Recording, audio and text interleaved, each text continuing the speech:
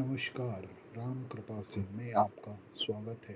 एक बार फिर मैं हाजिर हूँ आप पर राम की कृपा बरसाने के लिए। आज मैं आपको बताने जा रहा हूँ कि राम कृपा से शिव भक्ति सुलभ हो जाती है और संसार में भगवान राम और भगवान शिव का संबंध केवल देवताओं का संबंध नहीं बल्कि प्रेम, भक्ति और आदर्श का संबंध है।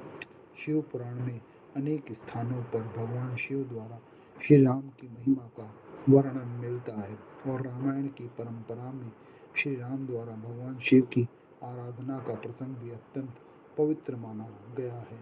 यह प्रसंग हमें सिखाता है कि जो भक्त श्री राम की शरण में जाता है उसके लिए भगवान शिव की कृपा प्राप्त करना अत्यंत सरल हो जाता है। त्रेता युग में जब भगवान श्री राम माता सीता की खोज करते हुए समुद्र तट पर पहुंचे तब उन्होंने सामने लंका तक पहुंचने का कठिन मार्ग देखा। समुद्र बड़ा विशाल था और उसे पार करना सामान्य बात नहीं थी। उस समय श्री राम ने अपने हृदय में विचार किया कि प्रत्येक शुभ कार्य में पहले भगवान शिव का ध्यान और स्मरण और पूजन करना चाहिए। शिव पुराण में भगवान शिव को आशुतोष कहा गया है, अर्थात वे थोड़ी सी भक्ति से भी शीघ्र प्रसन्न हो जाते हैं। श्री राम ने समुद्र तट पर ही शिवलिंग की स्थापना की और अत्यंत श्रद्धा, विनम्रता और प्रेम से भगवान शिव की पूजा की। उन्होंने कोई राजसी वैभव नहीं दिखाया बल्कि एक आदर्श भक्ति की तरह भगवान शिव के चरणों में अपना सर्वस्व समर्पित कर दिया। जब श्री राम ने पूजा आरंभ की तब उनका मन पूर्णतः भगवान शिव में लीन हो गया। उन्होंने प्रार्थना की, हे महादेव, आप भक्त वत्सल हैं, मैं आपका सेवक हूँ, धर्म की रक्षा और अधर्म के नाश के लिए यह कार्य कर रहा हूँ। यदि आप प्रसन्न होंगे तो यह कार्य अवश्य सफल होगा। श्री राम की निष्कपट भक्ति देखकर भगवान शिव अत्यंत प्रसन्न हुए। वे माता पार्वती के साथ वहीं समुद्र तट पर प्रकट हो गए और श्री राम को दर्शन दिए। भगवान शिव ने श्री राम भगवान से कहा, हे रघुनंदन, आप स्वयं परमात्मा हैं, फिर भी आपने भक्तों को शिक्षा देने के लिए मेरी पूजा की है। जो मनुष्य इस स्थान पर श्रद्धा से मेरी आराधना करेगा उसे मेरी विशेष कृपा यहीं पर प्राप्त हो जाएगी। इसी स्थान को आज रामेश्वरम के नाम से जाना जाता है और वहाँ स्थापित शिवलिंग श्री रामानाथ स्वामी के नाम से प्रसिद्ध है। यह वही स्थान है जहाँ राम की भक्ति से शिव की कृपा सहज और सुलभ हुई। यहाँ एक अत्यंत गहरा आध्यात्मिक रहस्य भी छिपा है। भगवान श्री राम ने संसार को यह नहीं सिखाया कि केवल शक्ति के बल पर विजय प्राप्त होती है। उन्होंने यह सिखाया कि विनम्रता, भक्ति और ईश्वर की शरणागति से असंभव भी संभव हो जाता है। भगवान शिव ने श्री राम को आशीर्वाद दिया कि उनकी सेना समुद्र पर सेतु का निर्माण कर सकेगी और धर्म की विजय होगी। इसके बाद नल और नील के माध्यम से सेतु का निर्माण हुआ और श्री राम ने लंका पर विजय प्राप्त की। इस प्रसंग का सबसे महत्वपूर्ण संदेश यह है कि भगवान शिव स्वयं श्री राम के नाम के महिमा गायक हैं। श्री शिव पुराण और अन्य पुराणों में भगवान शिव अनेक बार श्री राम के नाम की महिमा का वर्णन करते हैं। वे कहते हैं, राम नाम का स्मरण जीव को भव सागर से पार करा देता है, क्योंकि राम से बड़ा राम का नाम। एक बार माता पार्वती ने भगवान शिव से पूछा, हे प्रभु, ऐसा कौन सा मंत्र है जिससे मनुष्य को शीघ्र मुक्ति प्राप्त हो? तब भगवान शिव ने कहा, राम नाम सहस्त्र नाम विष्णु तुल्य स्मृत माया, अर्थात एक बार राम नाम का स्मरण करना विष्णु के सहस्त्र नामों के समान फलदायी है। इसीलिए जो भक्त श्री राम के नाम से प्रेम करता है उसके लिए भगवान शिव की कृपा का द्वार स्वतः खुल जाता है। कथा आगे बताती है कि श्री राम ने भगवान शिव की पूजा के बाद अपने साथियों को भी यह शिक्षा दी, किसी भी कार्य में अहंकार नहीं होना चाहिए। सुग्रीव, हनुमान, जामवन और समस्त वानर सेना ने भी भगवान शिव को प्रणाम किया। विशेष रूप से हनुमान जी का जीवन इस सत्य का प्रमाण है।